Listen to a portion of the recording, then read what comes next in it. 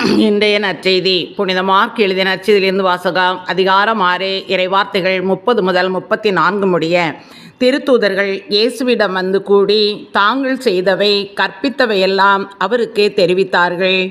அவர் அவர்களிடம், நீங்கள் பாலை நிலத்திலுள்ள தனிமையான ஓர் இடத்திற்கு சென்று சற்று ஓய்வெடுங்கள் என்றார்.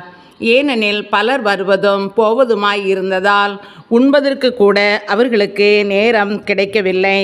அவ்வாறே அவர்கள் படகேறி பாலை நிலத்திலுள்ள தனிமையான ஓர் இடத்திற்கு சென்றார்கள். அவர்கள் புறப்பட்டு போவதை மக்கள் பார்த்தார்கள். பலர் அவர்களை இன்னார் என்று தெரிந்து கொண்டு எல்லா நகர்களிலிருந்தும் கால்நடையாகவே கூட்டமாய் ஓடி அவர்களுக்கு முன் அங்கு வந்து சேர்ந்தனர்.